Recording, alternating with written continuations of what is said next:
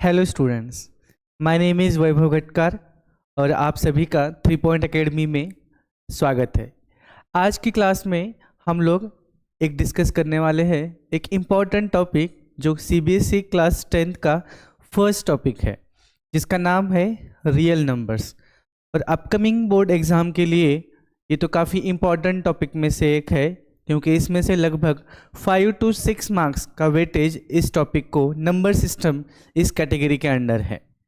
तो आज हम लोग डिस्कस करने वाले हैं कि एग्जैक्टली रियल नंबर्स क्या है और रियल नंबर्स में कौन कौन से नंबर्स आते हैं, उनके क्या डिविजन्स है, क्या प्रॉपर्टीज़ है। उसके बाद हम लोग डिस्कस करेंगे कि रैशनल एंड इरेशनल नंबर्स, ये दो नंबर्स के बारे में बात करेंगे। और एक इम्पॉर्टेंट थ्योरम है जिसका नाम है फंडामेंटल थ्योरम ऑफ अरिथमेटिक, इसके बारे में हम लोग बात करेंगे। उसके बाद एचसीएफ और LCM, highest common factor and lowest common multiple का बेसिक कॉन्सेप्ट भी डिस्कस करेंगे और एग्जाम पॉइंट ऑफ व्यू से उसका क्या इंपॉर्टेंस है और किस तरीके के क्वेश्चंस उसके ऊपर पूछे जाने वाले हैं, इसके बारे में भी बात करेंगे। एक इम्पॉर्टेंट फॉर्मूला है हमारे पास, HCF of two numbers, LCM of two numbers, इनका product is equal to product of that two numbers. इसको हम लोग वेरीफाई करेंगे कुछ अलग अलग नंबर्स के लिए जो एग्जाम में पूछा जाता है, और हम लोग प्रीवियस ईयर क्वेश्चंस को डिस्कस करेंगे so that you will get the exact idea कि एग्जाम पॉइंट ऑफ व्यू से इसमें से क्या इंपॉर्टेंट है और कौन से डिफिकल्टी लेवल को हमें अचीव करना चाहिए। तो चले स्टार्ट करते हैं मेरे दोस्तों। सबसे पहले रैशनल और इरेशनल नंबर को स्टार्ट करने से पहले मैं सोच रहा हूँ कि पहले हमें पता होना चाहिए कि रियल नंबर क्या है। सबसे पहले तो हम लोग बात करेंगे कि एग्जैक्टली रियल नंबर क्या है। तो एज द नेम सजेस्ट, ये रियल वास्तविक संख्याएं है, लेकिन अभी मैथमेटिकल पॉइंट ऑफ व्यू से रियल नंबर को कैसे समझेंगे। जो सारे नंबर्स आज तक हम लोग रियल इवेंट्स में, ट्रांजैक्शंस में हम लोग उसको यूज़ करते हैं, वो सारे नंबर्स जितना भी हम लोग सोच पाते हैं और प्रीवियस स्टैंडर्ड में उन सारे नंबर्स के बारे में जो बात किया है, वो सारे नंबर्स का सेट ही क्या है, रियल सेट है, रियल सेट ऑफ नंबर्स है। लेकिन अभी कुछ ना कुछ उसका डेफिनेशन जरूर होना चाहिए। तो रियल नंबर्स ऐसे सारे नंबर्स है कि x belongs to real set of numbers. r का मतलब है real numbers, real set of numbers. तो सारे x रियल नंबर्स है, जब उनका स्क्वायर करेंगे तो या तो 0 नहीं तो 0 से बढ़कर आना चाहिए। मतलब ऑल दोज नंबर्स जिनका स्क्वायर इज ग्रेटर देन और equal to 0 are called as a real numbers. तो अभी आपको सोचना है कि वो कौन से नंबर्स है जिनका स्क्वायर करने से या तो 0 नहीं तो ग्रेटर देन 0 आता है। 0 का स्क्वायर करेंगे तो 0 आ जाएगा, तो 0 इज अ रियल नंबर। एक तो पॉइंट क्लियर है। पॉजिटिव नंबर्स को जब हम लोग स्क्वायर करते हैं तब भी उसका आंसर पॉजिटिव आता है, और निगेटिव का भी स्क्वायर करने के बाद उसका आंसर क्या आ जाता है, पॉजिटिव ही आ जाता है। तो हम जितने भी नंबर सोच पाते हैं अब तक जितना स्टैंडर्ड्स पढ़े हैं हम लोग, उन सारे नंबर्स का स्क्वायर करेंगे तो पॉजिटिव नंबर्स ही आने वाला है। इसका ये मतलब है कि वो सारे के सारे रियल नंबर्स ही होने वाले हैं। तो क्या आप ऐसा कोई नंबर इमेजिन कर सकते हो जिसका स्क्वायर करने से निगेटिव नंबर आ जाए? तो ऐसा कोई नंबर अब तक तो हम लोगों ने नहीं सोचा है। शायद हम लोग क्लास 11-12 में जिसके बारे में बात करेंगे, और उनका नाम इमेजिनरी नंबर्स या तो कॉम्प्लेक्स नंबर हम लोग रखने वाले हैं। तो अब हम लोग आगे बढ़ते हैं कि रियल नंबर्स क्या क्या हो सकते हैं। या तो आपका रियल नंबर रैशनल नंबर हो जाएगा, नहीं तो इरेशनल नंबर हो जाएगा। तो आप सबको याद है बेटा कि रियल नंबर, रैशनल नंबर क्या है, वो सारे के सारे नंबर्स जो p/q के फॉर्मेट में हम लोग लिख सकते हैं, और p एंड q दोनों क्या होने चाहिए, इंटीजर्स होने चाहिए, और q की वैल्यू 0 नहीं होनी चाहिए।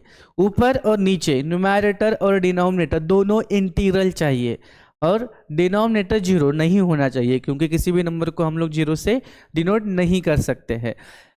तो रैशनल नंबर्स तो हमें आज तक पता ही है, जिसको हम लोग q से डिनोट करते हैं, ठीक है, और p अपॉन q का फॉर्मेट वो लेता है। तो रैशनल नंबर में जैसे डिनोमिनेटर में 1 हो गया तो कंप्लीट इंटीग्रल वैल्यू कहलाएगी, और यदि ऊपर और नीचे कुछ ना कुछ वैल्यूज है तो फ्रैक्शन कहलाएगी। तो रैशनल नंबर दो तरीके के हो सकते हैं, या तो इंटीजर होगा और नहीं तो फ्रैक्शन होगा। तो आपको पता है कि इंटीग्रल जो नंबर दिखेगा आपको वो 2, 15, 0 ये सारे नंबर इंटीग्रल हैं, और फ्रैक्शन में 2/3 -5/7 ऊपर नीचे कुछ ना कुछ आपको मिलेगा न्यूमरेटर डिनोमिनेटर, तो वो सारे फ्रैक्शन कहलाएंगे। फ्रैक्शन में आपको पता है 1, 1.5 मतलब मिक्सड फ्रैक्शन भी एक होता है, proper fraction, improper fraction and mixed fraction. Proper fraction में न्यूमरेटर छोटा है डिनोमिनेटर बड़ा है, इम्प्रॉपर फ्रैक्शन में न्यूमरेटर बड़ा है डिनोमिनेटर छोटा है, और ये हमें अभी पार्ट ऑफ सिलेबस भी नहीं है फ्रैक्शन का कॉन्सेप्ट। अभी इंटीजर में हमें पता है कि या तो इंटीजर में आपके पास है whole number and negative integers. तो होल नंबर में आपके पास 0 एक है और नेचुरल नंबर एक है, ठीक है। तो ये हमारा इतना तो हम लोग प्रीवियस स्टैंडर्ड में पढ़ चुके हैं, which is not part of syllabus for class 10th। हमें डायरेक्टली रैशनल इरेशनल के बारे में बात करनी है। तो रैशनल, अभी इरेशनल नंबर आपको पता है कि जो नंबर रैशनल नहीं है वही क्या है, इरेशनल है। इरेशनल का खुद का अपना कुछ डेफिनेशन नहीं है। जो उसे भी नंबर जो p/q के फॉर्मेट में नहीं लिख सकते हैं, जो रैशनल नंबर नहीं होते हैं, वही क्या होने वाले हैं, इरेशनल होने वाले हैं। तो हमें अब बात करेंगे कि डेसिमल रिप्रेजेंटेशन क्या है रैशनल नंबर और इरेशनल नंबर का। तो हमारे पास रैशनल नंबर के बारे में यदि हम बात करना चाहेंगे तो रैशनल नंबर का जो डेसिमल रिप्रेजेंटेशन है, डेसिमल रिप्रेजेंटेशन या तो टर्मिनेटिंग होना चाहिए, टर्मिनेटिंग, नहीं तो non terminating but repeating, non terminating but repeating होना चाहिए। तो इसको समझते हैं कि या तो आपका नंबर टर्मिनेट हो जाना चाहिए, जैसे 1.25, 3.625, तो ये सारे नंबर क्या हो रहे हैं, पॉइंट के बाद कहीं ना कहीं तो टर्मिनेट, खत्म हो जा रहे, एंड हो रहे हैं, और लास्ट में रिमाइंडर 0 आता है डिवीजन में, तो कंप्लीट डिविजिबल है या तो पॉइंट के बाद decimal. Non terminating but repeating में क्या हो रहा है कि या तो नंबर जैसे 1.33333 ऐसे हो रहा है और वो रिपीट ही होता चला जा रहा है और टर्मिनेट नहीं होगा, उस केस में हम लोग 3 के ऊपर इस तरीके से बार लगा देंगे। या फिर 2.787878 ऐसे भी हो सकता है, तो उस केस में हम लोग 2 डिजिट के ऊपर जो भी रिपीट हो रहे हैं, तो यहाँ पर पैटर्न बनाया जा रहा है। तो आपको इसका एक कॉन्सेप्ट है हमारे पास कि टर्मिनेटिंग कब होगा और नॉन टर्मिनेटिंग बट रिपीटिंग कब होगा। तो आपको याद होना चाहिए कि जैसे टर्मिनेटिंग का जो केस होता है, उस केस में जो आपका p/q का फॉर्मेट है, उसमें जो डिनोमिनेटर है उसके प्राइम फैक्टरेशन में या तो 2 नहीं तो 5, दोनों में से एक ही आएगा। डिनोमिनेटर आपका या तो 2 से होगा, सिर्फ 2 होगा उसमें प्राइम फैक्टराइजेशन में, या तो सिर्फ 5 होगा, या फिर दोनों हो सकते हैं, लेकिन इन दोनों के अलावा हमारे पास कोई नंबर डिनोमिनेटर में नहीं होना चाहिए। फॉर एग्जाम्पल जैसे 15/2 और 5 का क्यूब है, तो ये नंबर जरूर टर्मिनेट होने वाला है, क्योंकि डिनोमिनेटर में 2 है 5 है, तो ऊपर नीचे आप 5 का स्क्वायर मल्टीप्लाई करके जो डिनोमिनेटर को कंप्लीट 10 का पावर बना सकते हो आप लोग। और जब भी हमारे पास डिनोमिनेटर में 10 का पावर है, 10, 100, 1000, 10,000, 1 लाख, ऐसा कुछ भी हो तो जरूर टर्मिनेट हो जाता है, क्योंकि आपको पता है 2, 3, 7, 8, 5 और नीचे 1, 2, 3, 4 कितने भी जीरोज लगा देंगे तो आपको पता है कि इसको आप 23.785 और वो टर्मिनेट हो जाएगा। मतलब डिनोमिनेटर में आपको सिर्फ 10 के पावर में चाहिए, और 10 सिर्फ 2 ही प्राइम फैक्टर से बनता है, 2 और 5 से, तो सिर्फ 2 है तो भी काम चल सकता है। जैसे 23/2 है तो ऊपर नीचे आप 5 से मल्टीप्लाई करके मतलब डिनोमिनेटर 10 बना सकते हो। मान लो आपके पास 153 है और नीचे सिर्फ 5 है या फिर 5 का पावर 2 है, तो ऊपर नीचे आप 2 का पावर 2 2 का पावर 2 मल्टीप्लाई करके डिनोमिनेटर 10 का कंप्लीट पावर बना सकते हो।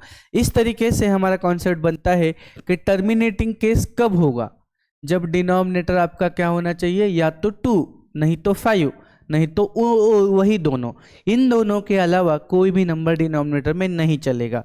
क्योंकि जैसे 338 अपॉन जैसे नीचे 17 है तो 17 से वो कभी भी डिविजिबल नहीं होने वाला है।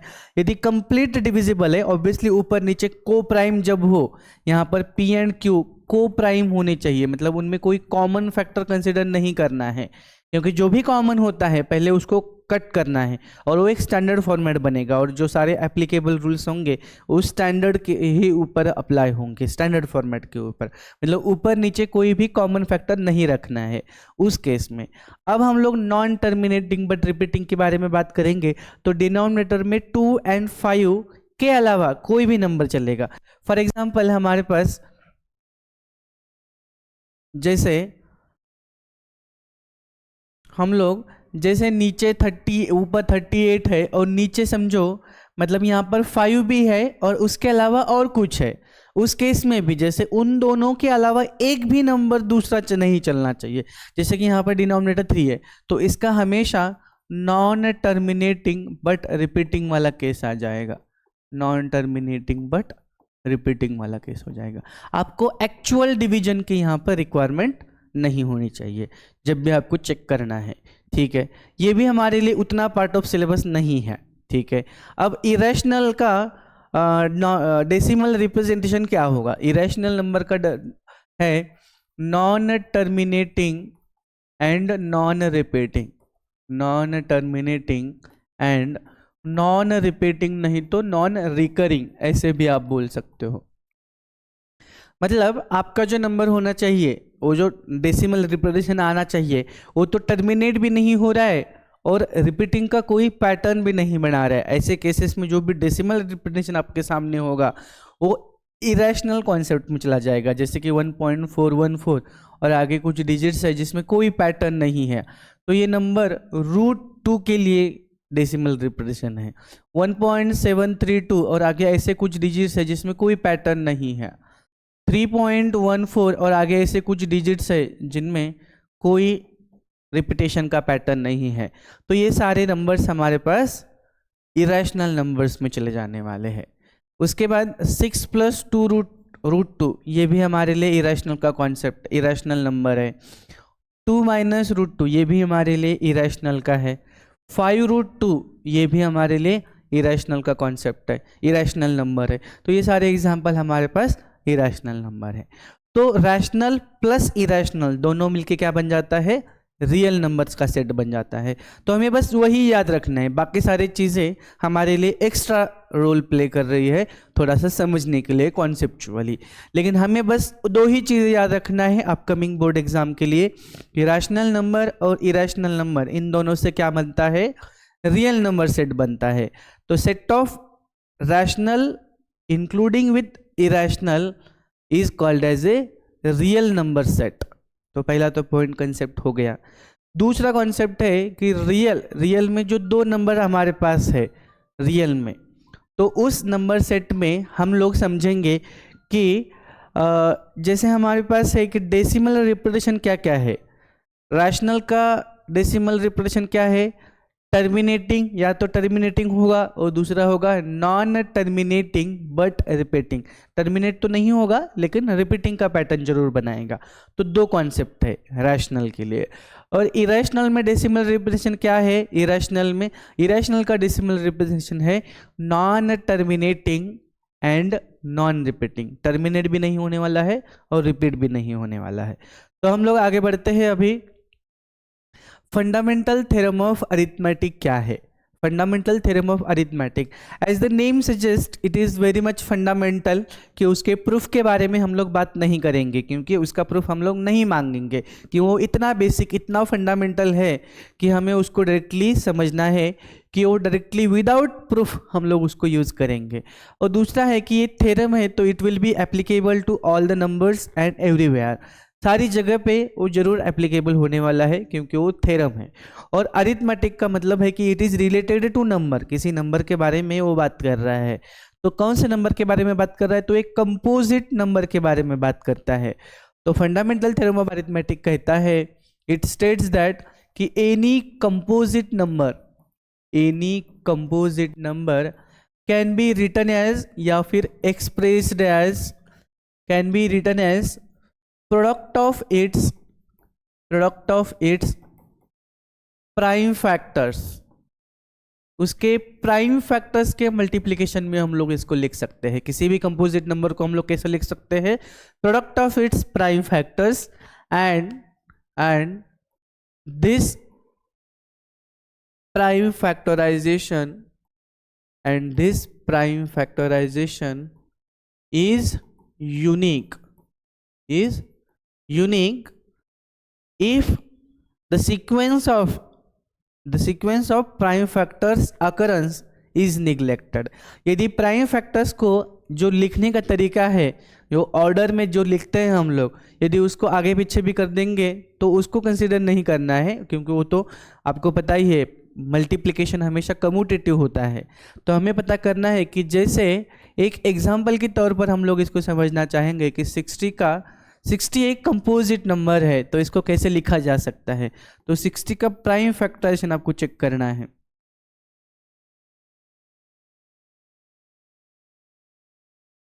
तो आप बता सकते हो कि 60 को 2^2, 3^1 और 5^1 को लिखा जा सकता है। मतलब किसी भी कंपोजिट नंबर को उसके प्राइम फैक्टर्स के प्रोडक्ट में हम लोग लिख सकते हैं। इन matter of the prime factors occur in which order, किसी भी ऑर्डर में लिख सकते हो, क्योंकि 2, 3, 5 ऐसे ही लिखना नहीं चाहिए, क्योंकि इसको आगे पीछे आप किसी भी तरीके से लिख सकते हो। लेकिन इतना जरूर फिक्स है कि 60 में प्राइम फैक्टर 2 टाइम्स है, 3 1 टाइम है और 5 1 टाइम ही है। इनके अलावा जैसे 2 बार है, 3 एक बार है, 5 एक बार ही है। उसके अलावा मतलब इसको आगे पीछे आप कर सकते हो, क्योंकि मल्टीप्लिकेशन इज कम्यूटेटिव। लेकिन मतलब ये प्राइम फैक्टराइजेशन ये यूनिक होने वाला है, without considering the order of the prime factors occur in the prime factorisation. तो फंडामेंटल थ्योरम ऑफ अरिथमेटिक क्या कहता है कि कोई भी कंपोजिट नंबर इसी तरीके से हम लोग अरेंज कर सकते हैं। तो ये तो हमारा एक बेसिक कॉन्सेप्ट हम लोग यहाँ पर समझ गए हैं। अब हम लोग आगे बढ़ते हैं कि एचसीएफ और एलसीएम को कैसे समझेंगे। तो प्राइम फैक्टराइजेशन का फंडामेंटल प्राइम फैक्टराइजेशन का यूज करेंगे हम लोग एचसीएफ और एलसीएम को फाइंड करने में। तो जैसे हमारे पास कोई भी 2 नंबर्स है या फिर उससे ज़्यादा नंबर्स है, तो हमारे पास 2 कॉन्सेप्ट तैयार हो रहे हैं कि एक एचसीएफ का कॉन्सेप्ट है और एक एलसीएम का कॉन्सेप्ट है। तो सबसे पहले हम लोग समझते हैं कि एचसीएफ क्या है। तो एचसीएफ का फुल फॉर्म आपको पता ही है, it is highest common factor,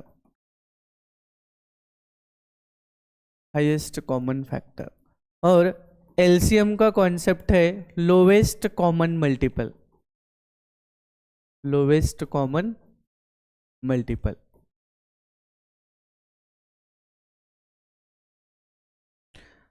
highest common factor को समझते हैं हम लोग। जैसे मान लो कि मेरे पास 2 नंबर है x एंड y, तो हमें एक ऐसा नंबर आपको ढूंढना है जो हाईएस्ट होना चाहिए, जो इसको भी डिवाइड कर सके और इसको भी डिवाइड कर सके। एक ऐसे बड़े से बड़ा नंबर हमें ढूंढना है जो गिवन 2 नंबर्स या 2 से ज़्यादा नंबर्स को डिवाइड कर सके, that is the highest common factor. कि समझते हैं 1 बाय 1। और एलसीएम क्या है?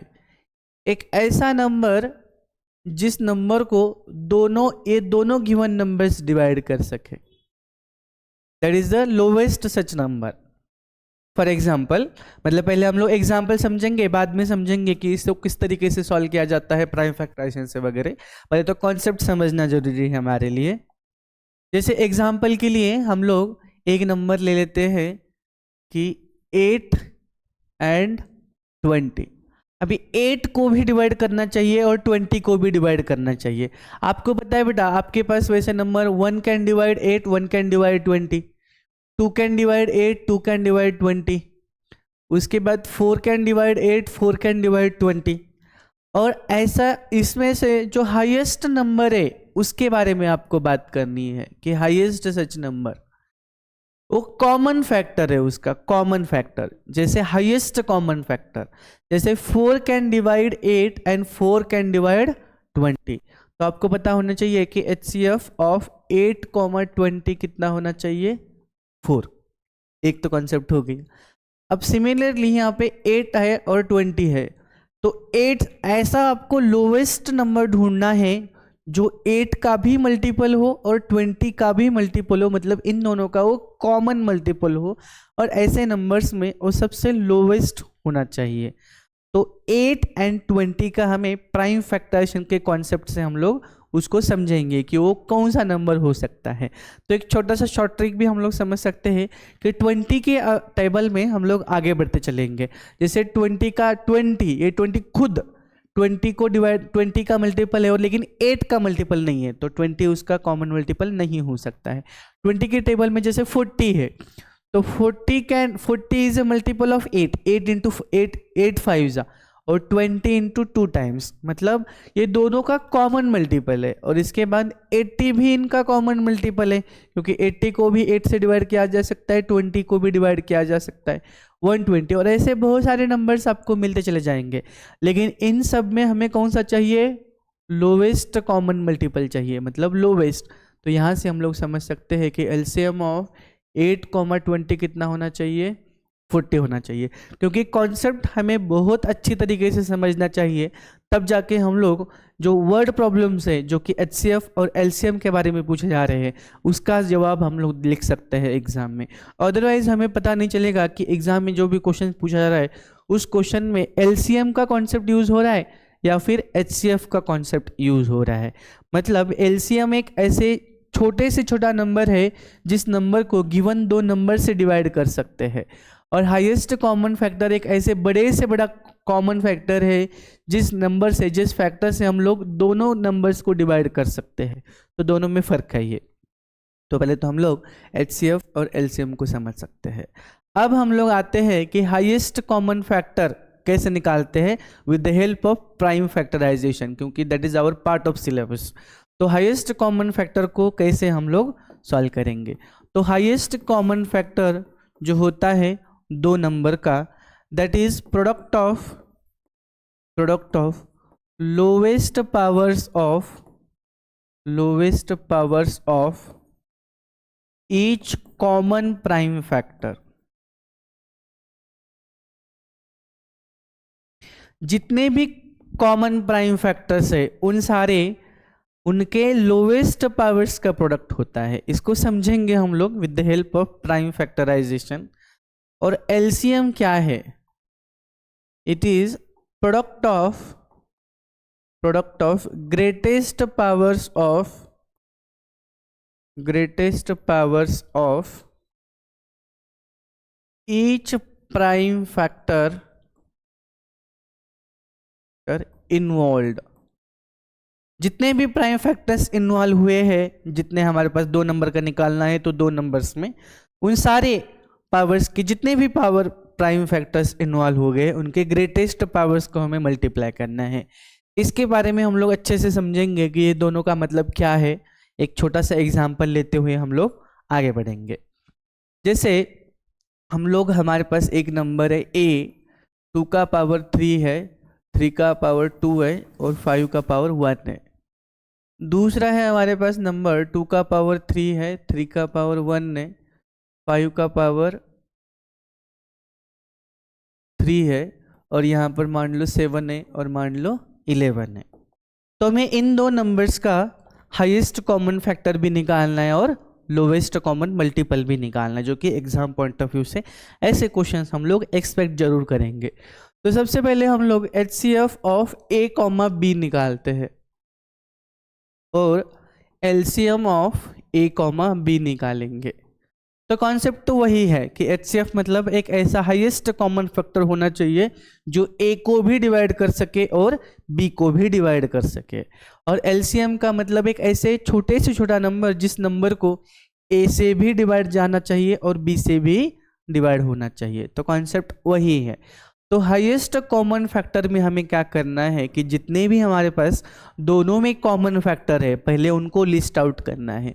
तो आप देख सकते हो दोनों में कॉमन फैक्टर 2 है, दोनों में कॉमन फैक्टर 3 है, दोनों में कॉमन फैक्टर 5 है, और दोनों में कॉमन फैक्टर अभी दूसरा कुछ भी नहीं है।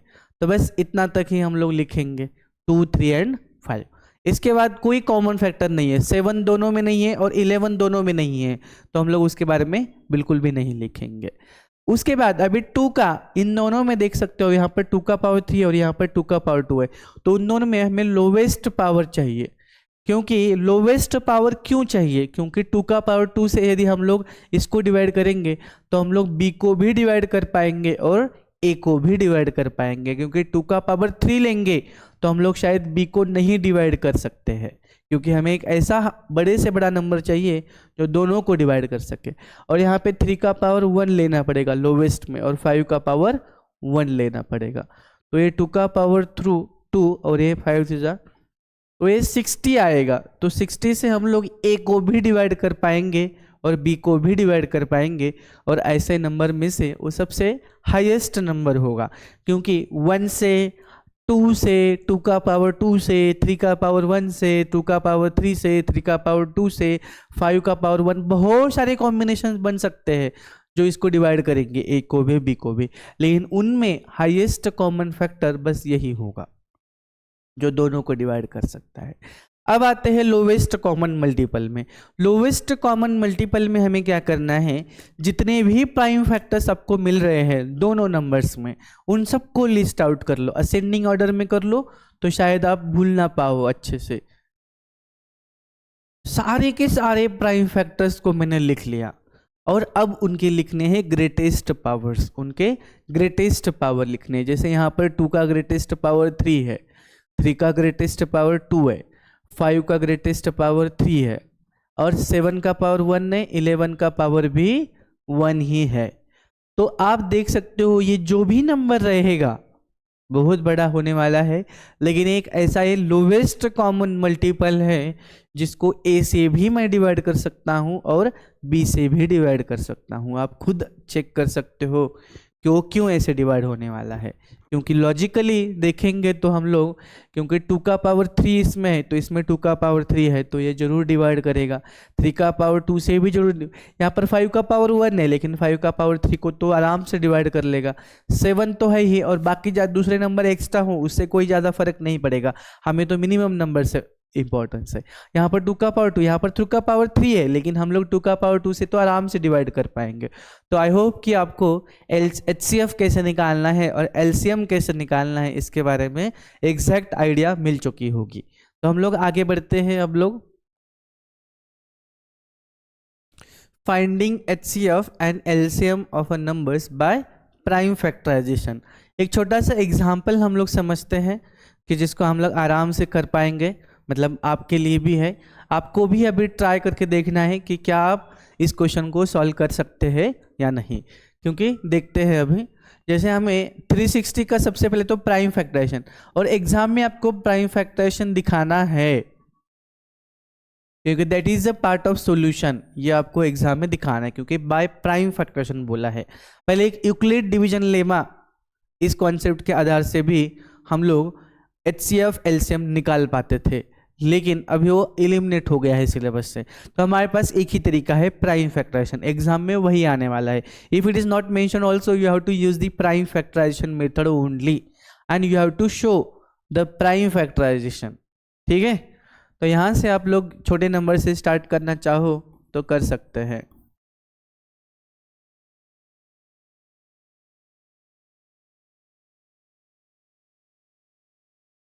इस तरीके से एक कंप्लीट फैक्टराइजेशन, यहाँ पर भी मैं 2 से स्टार्ट करना चाहूँगा।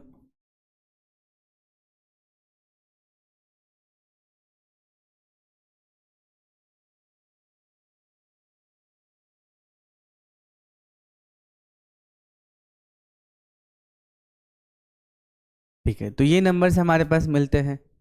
उसके बाद हम लोग लिखते हैं 360 इज इक्वल टू 2 का पावर 3, 3 का पावर 2 और 5 का पावर 1। 420 को हम लोग लिखेंगे 2 का पावर 2, 3 का पावर 1 और 7 का पावर 1। अभी हमें एग्जाम में लिखना है ऐसे HCF ऑफ 360 कॉमा 420, ऐसे ब्रैकेट बनाना है। और यहाँ पर आपको अभी कॉमन प्राइम फैक्टर्स लिखने हैं, जितने भी कॉमन फैक्टर्स है। यहाँ पर 2 is a common factor, 3 is a common factor, 5 is not, 7 is not, उसको नहीं लिखेंगे। और उनके लोवेस्ट पावर दिखाने हैं। 2 का लोवेस्ट पावर यहाँ पर 2 है और 3 का लोवेस्ट पावर 1 है, तो ये 4 इंटू 3 12 हो जाएगा। तो 12 can divide 360, 12 can divide 420 and 12 is such a highest possible factor जो दोनों को डिवाइड कर सकता है। मतलब बेसिकली आपको याद है 360 और 420 को देख लो, 1 से डिवाइड किया जा सकता है, 2 से डिवाइड किया जा सकता है, 3 से भी कर सकते हैं हम लोग, 5 से भी, 5 से नहीं, 5 okay 5 is a factor, sorry, यहाँ पर 5 is also a factor and यहाँ पर 7 इज ऑल्सो अ फैक्टर। तो यहाँ पर 5 भी हमें लेना चाहिए। 60 is such a highest possible number क्योंकि 5 is also a common factor in between them. तो 60 is such a highest common factor which can divide both 360 and 420. आपको अभी LCM निकालना है, LCM 360 420 का। तो आपको सारे के सारे जितने भी सारे प्राइम फैक्टर्स इन्वॉल्व है उन सबको लिस्ट आउट करना है। तो सबको लिस्ट आउट किया तो उसमें से अभी 2 का ग्रेटेस्ट पावर देख लो 3 है, 3 का ग्रेटेस्ट पावर कितना है 2 है, 5 का ग्रेटेस्ट पावर कितना है 1 है और 7 का ग्रेटेस्ट पावर कितना है 1 है। अभी इस नंबर को 360 से भी डिवाइड कर सकते हैं और 420 से भी डिवाइड कर सकते हैं।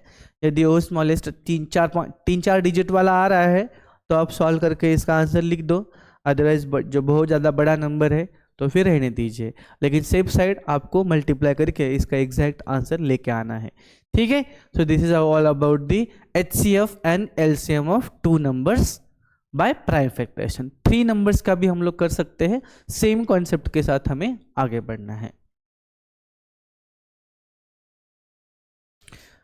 अब एक इंपॉर्टेंट कॉन्सेप्ट फॉर्मूला है आपके सामने, HCF of 2 numbers, LCM of 2 numbers is equal to product of 2 numbers.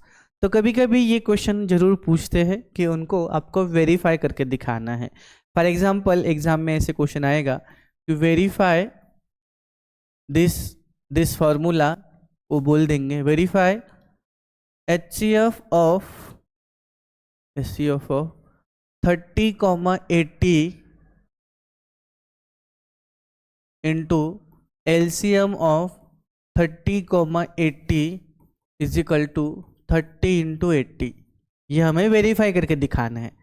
तो कुछ भी नहीं है, आपको सबसे पहले तो 30 का प्राइम फैक्टराइजेशन करना पड़ेगा। 30 का एकदम सिंपल एग्जांपल में ले रहा हूं, एग्जाम में थोड़े से बड़े नंबर्स आएंगे।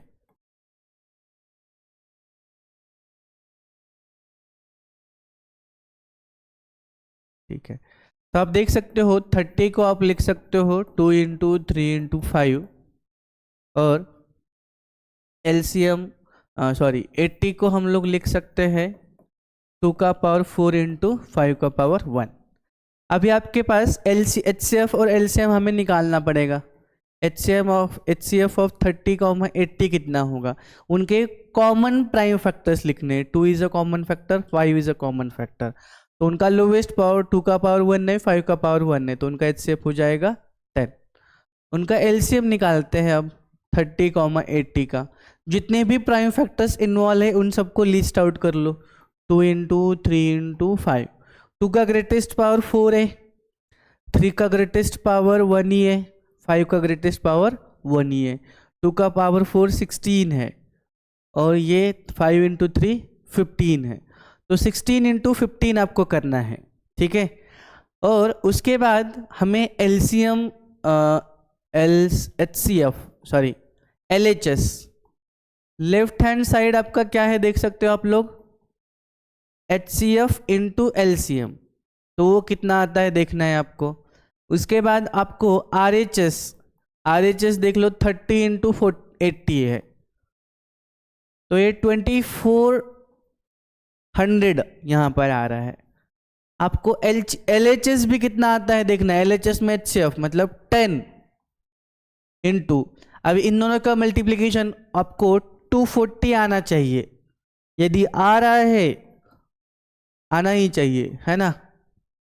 तो फिर ये LHS और RHS इज इक्वल, तो बाद में बोल देंगे हेंस वेरीफाइड। इस तरीके से आपको वेरीफाई करना है, तो LHS को अलग से सॉल्व करना है, RHS को अलग से सॉल्व करना है। इस तरीके से हम लोग आगे बढ़ सकते हैं। तो ये हमारा एक फॉर्मूला है जो कि इम्पोर्टेंट फार्मूला में से एक है हमारे एग्जाम में, तो उसको भी आपको अच्छे से याद रखना है। तो हम लोग आगे बढ़ते हैं, अभी PY को क्वेश्चन सॉल्व करते हैं। इसमें देखते हैं क्या क्या क्वेश्चन पूछे गए हैं। तो लास्ट ईयर हमें पूछा गया है कि PYQ है CBSE 2024 का, लास्ट ईयर का ही। Can 15 raised to n being the natural number end with the digit 0, 0 से वो एंड हो सकता है कि नहीं, ये पूछा गया है। तो ये फंडामेंटल थ्योरम ऑफ अरिथमेटिक का एप्लीकेशन क्वेश्चन है कि यहाँ पर 15 raised to n को यदि प्राइम फैक्टरेशन करना चाहोगे तो आप इसको 3 into 5 raised to the power n ऐसे लिख सकते हो, और n belongs to natural number set n, capital N, ठीक है, वो n नेचुरल नंबर से। तो 15 raised to n की जगह पे 1 2 3 4 5 6 ऐसा कुछ भी नंबर्स लिखेंगे तो क्या 15 raised to n ये 0 से एंड हो सकता है क्या? तो नो, इट विल नॉट, क्योंकि ये कभी भी 0 से एंड नहीं हो सकता है, क्योंकि 0 से एंड होने के लिए उसके प्राइम फैक्टरेशन में एटलीस्ट 2 और 5 इन दोनों का होना जरूरी है। इन दोनों के अलावा और भी कुछ प्राइम फैक्टर्स है तो चलेगा, लेकिन इन दोनों का जरूरी है 2 और 5 का, क्योंकि वो 10 ही नहीं बना पाएगा, और 0 से एंड होने के लिए उसको उसका प्राइम मतलब उसके फैक्टर्स में 10 का होना बहुत जरूरी है। तो यहाँ पर लिखेंगे हम लोग no, 15 raised to n cannot end with 0।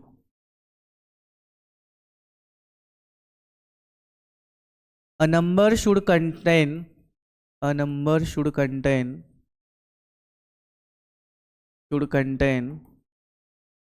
2 and 5 both in its prime factorization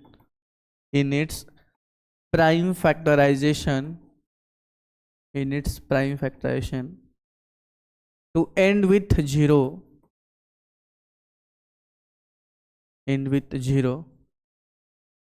because prime factorization of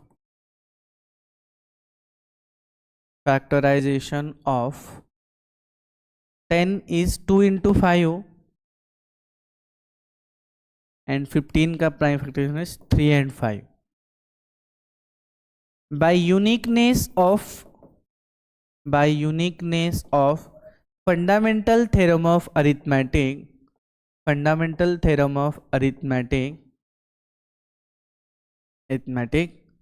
any composite number can have unique prime factorization। तो उसका प्राइम फैक्टरेशन कैसे है? यूनिक है। तो 15 के प्राइम फैक्टरेशन में 3 और 5 ही है। अब इसके अलावा और कोई तरीका नहीं हो सकता जो 15 को लिखें हम लोग और जिसमें 2 और 5 दोनों आ जाए, ऐसा तो हो नहीं सकता, क्योंकि फंडामेंटल थ्योरम ऑफ अरिथमेटिक क्या कहता है कि किसी भी प्राइम फैक्टरेशन को, किसी भी कंपोजिट नंबर को लिखने का बस एक ही तरीका हो सकता है, और जो कि एक तरीका आपके सामने ही है और उसमें 2 नहीं है, इसका मतलब ये 0 से कभी भी एंड नहीं हो सकता। तो आपको 2 कॉन्सेप्ट इसमें बताने हैं कि एक तो uniqueness of fundamental theorem of arithmetic को मेंशन करना पड़ेगा, और 0 से एंड होने के लिए उसके प्राइम फैक्टरेशन में 2 और 5 दोनों का होना जरूरी है। इन 2 कॉन्सेप्ट को आपको एक्सप्लेन करना पड़ेगा। तो ये 2 मार्क का क्वेश्चन है, तो उस तरीके से आप इसको अटेंड कर सकते हो। चलो, तो हम लोग आगे बढ़ते हैं नेक्स्ट क्वेश्चन की तरफ। Same fundamental theorem of arithmetic से ही एक दूसरा क्वेश्चन हमारे सामने है कि उस क्वेश्चन में पूछा गया है कि show that this number is a composite number. अब इस नंबर में यहाँ पर तो मल्टीप्लिकेशन है, यहाँ पर मल्टीप्लिकेशन, लेकिन यहाँ पर बीच में प्लस आ रहा है। जैसे 5 इंटू 11 इंटू 17 है और यहाँ पर बीच में प्लस है, क्योंकि प्राइम फैक्टराइजेशन में सबका सब मल्टीप्लिकेशन होना चाहिए, बीच में सब प्लस नहीं चलता है। ठीक है, तो इसको हमें कंपोजिट नंबर दिखाना है। तो आपको पता है फंडामेंटल थ्योरम ऑफ अरिथमेटिक क्या कहता है कि किसी भी कंपोजिट नंबर को आप प्रोडक्ट ऑफ प्राइम फैक्टर्स में लिखते हैं।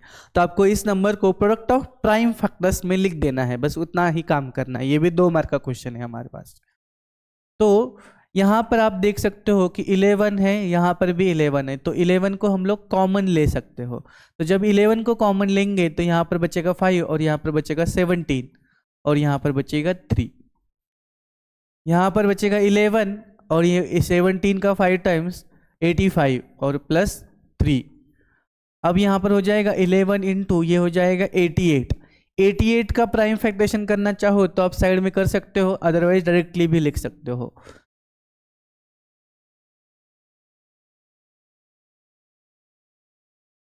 तो इसमें 2 का 3 पावर है और 11 का 1 है, तो आप देख सकते हो इसको लिख सकते हैं 2 का पावर और इसको लिख सकते हैं 11 का power 2।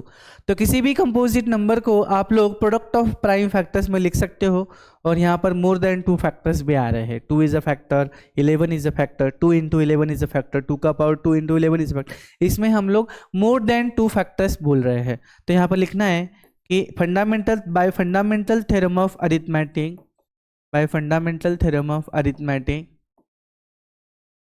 any composite number can be written as product of prime factors, can be written as product of prime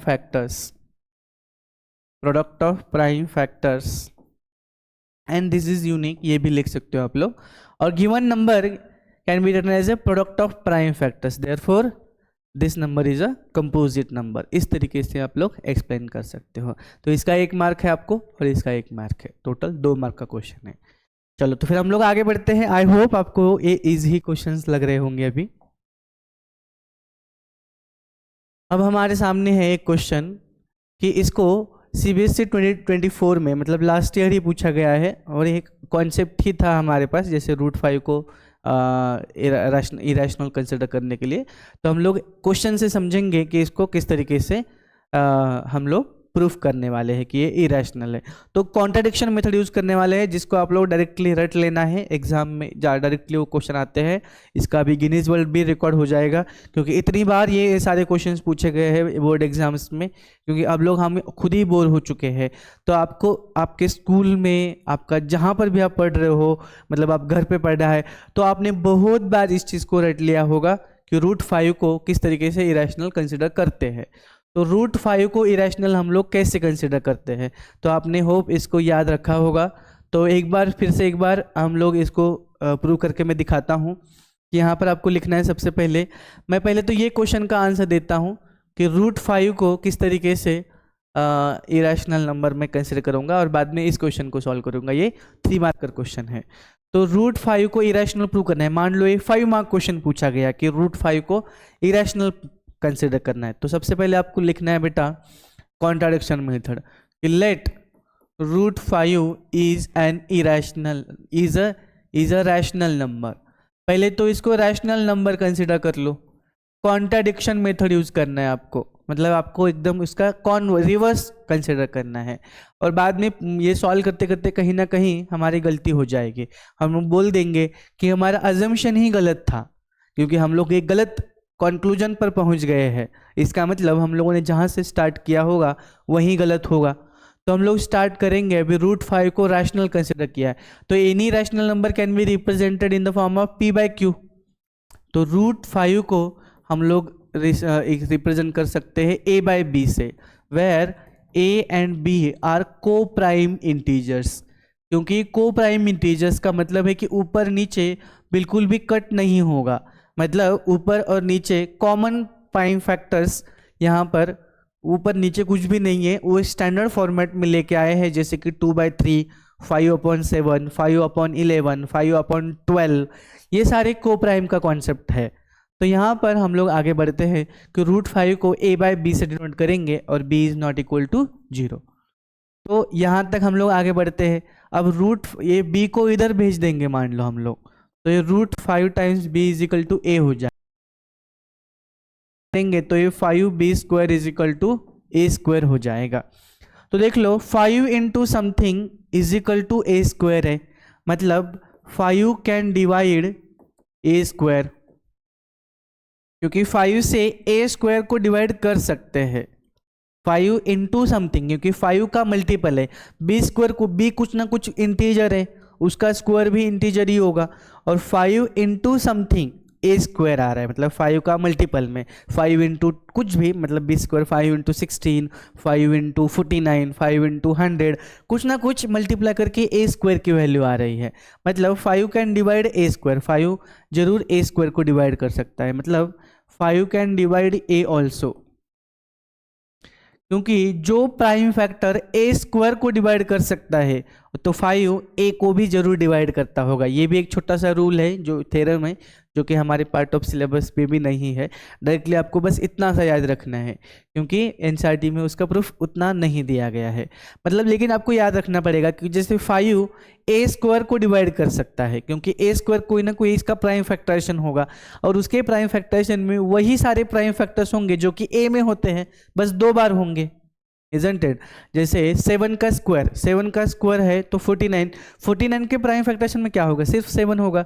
जैसे 16 का स्क्वायर, 16 का स्क्वायर क्या है, 256, 56 के प्राइम फैक्टराइजेशन में क्या होंगे, वही 16 के प्राइम फैक्टर जो होंगे वही होंगे, बस उसका पावर डबल होगा, बढ़ जाएगा। तो 5 यदि a² के प्राइम फैक्टराइजेशन में है तो 5 को a के प्राइम फैक्टराइजेशन में भी जरूर होना चाहिए। तो 5 कैन डिवाइड, ये तो 5 a को डिवाइड कर सकता है। इसका ये मतलब है बेटा कि 5 यदि a को डिवाइड कर सकता है तो a को हम लोग 5k बोल सकते हैं, k be any integer, constant, कोई भी कांस्टेंट होना चाहिए, ठीक है ना। तो 5 यदि a को डिवाइड कर सकता है, मतलब 5 के मल्टीपल में ही a कहीं ना कहीं होगा, मतलब a की वैल्यू कोई ना कोई 5k होनी चाहिए। अब आपके पास जो इक्वेशन 1 है, इस इक्वेशन 1 में हम लोग a की वैल्यू पुट कर लेते हैं।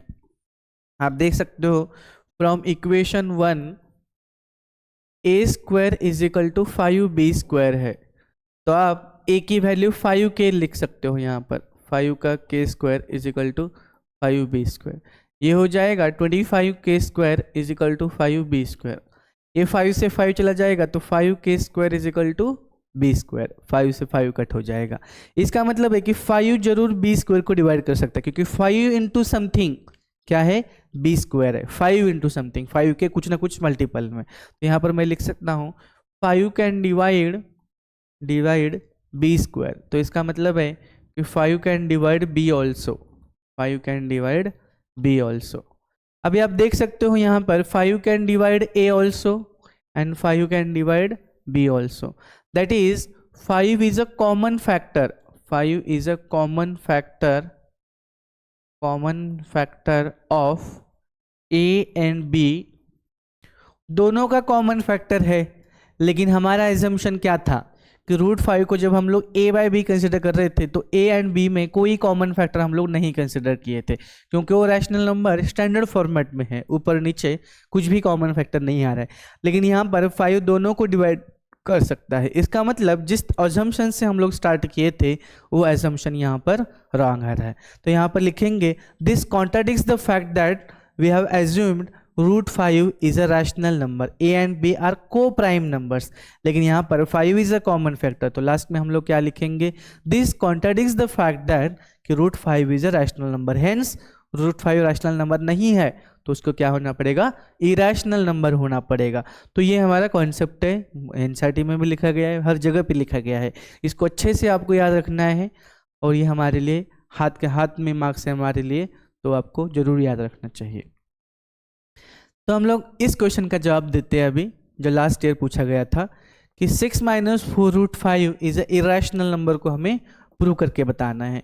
तो आपको यहाँ पर लिखना है कि let 6 - 4√5 is a rational number, same concept के साथ इज अ रैशनल नंबर, इसको रैशनल नंबर कंसिडर कर लो। तो any rational number can be expressed as a by b where A and B are co-prime integers. Co-prime integers.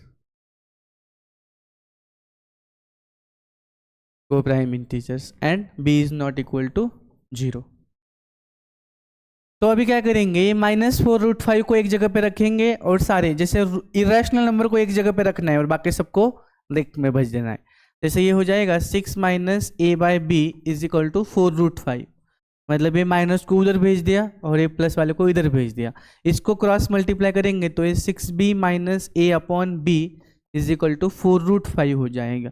4 को इसको नीचे भेज देंगे तो 6b/a/4b इज इक्वल टू √5 हो जाएगा।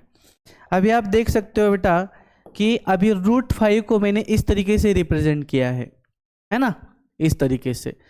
तो सिर्फ इरेशनल को एक जगह पे रख देना, जो रूट वाला टर्म है ना उसको एक जगह पे और बाकी सबको उधर भेज देना है, जिधर भी लेफ्ट राइट जो भी ट्रांसपोज करना चाहते हो आप लोग, बस रूट वाला टर्म एक जगह पे होना चाहिए।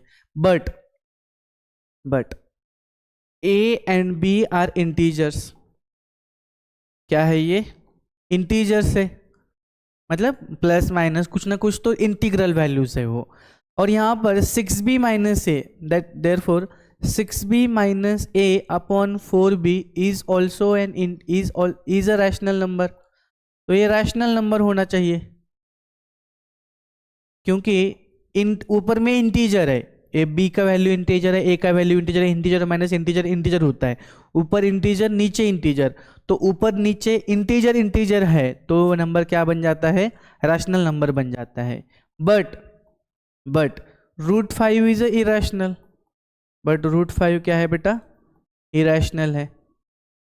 ये इधर वाला पार्ट रैशनल कंसिडर मैंने प्रूव करके दिखाया। ये वाला पार्ट कैसे प्रूव किया मैंने? Rational.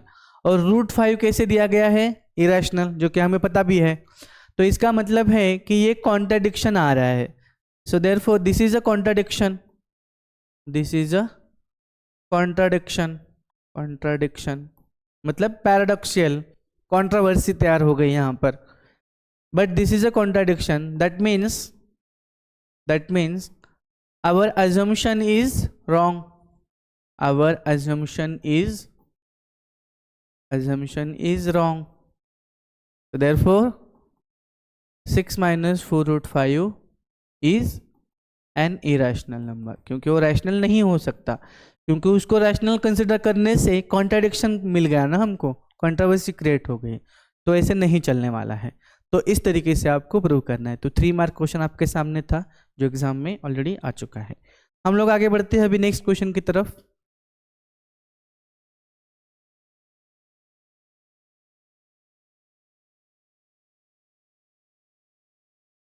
In a teachers workshop the number of teachers teaching French, Hindi and English are given as respectively.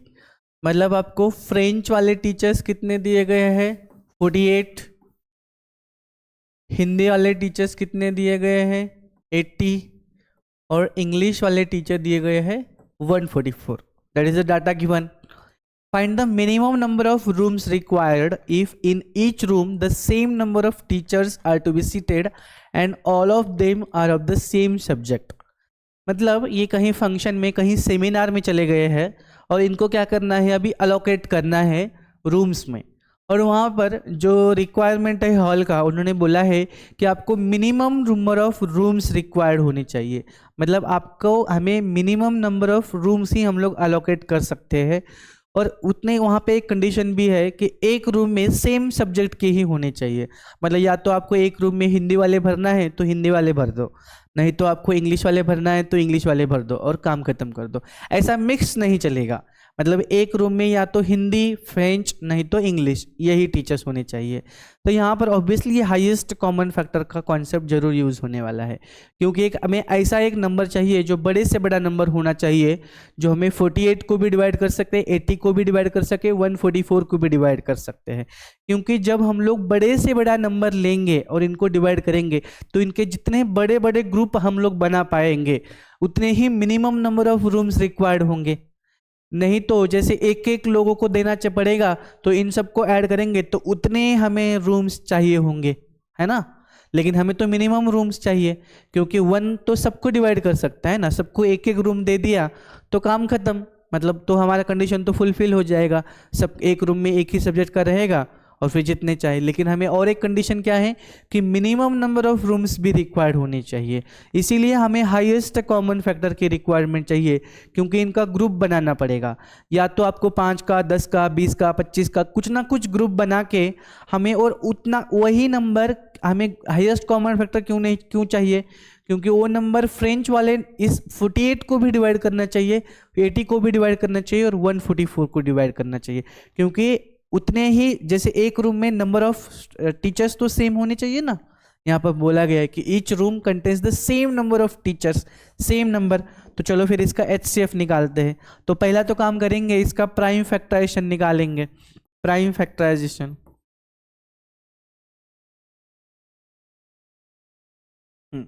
ये हो गया 48 का, 80 का, ये सब दिखाना है एग्जाम में।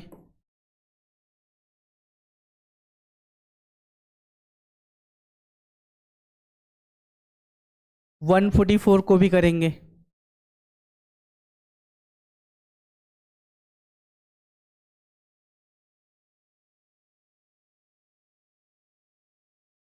ओके, तो अब हम लोग इसका HCF निकाल सकते हैं।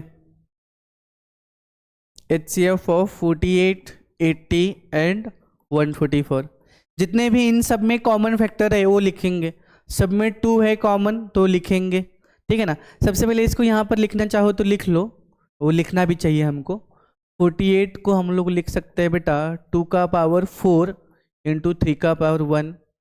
80 को हम लोग लिख सकते हैं 2 का पावर 4 और 5 का पावर 1। और हम लोग 144 को लिख सकते हैं बेटा 2 का पावर 4 और 3 का पावर 2।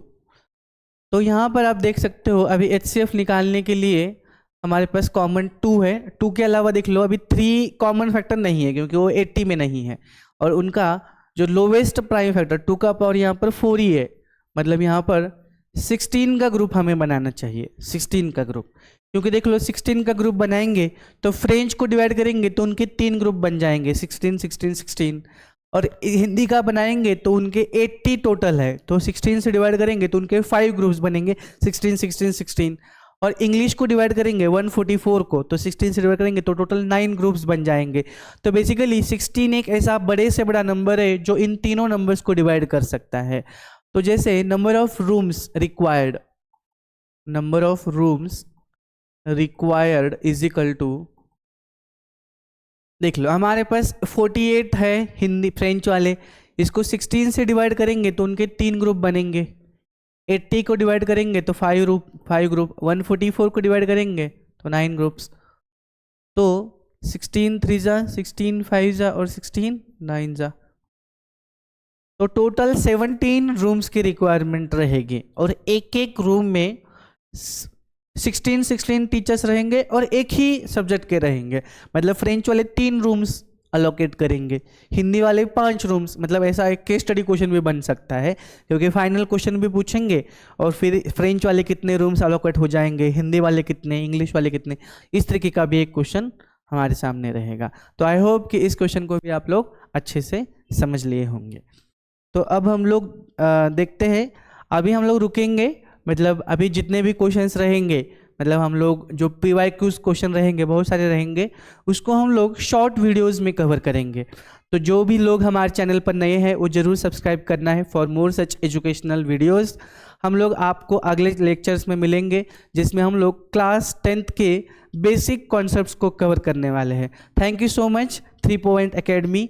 वैभव सर आपका थैंक यू अदा करते हैं, और आपको प्रूव करके मतलब इसमें शॉर्ट वीडियोस को भी देखना है, so that you can cover up the PYQs question. Thank you so much.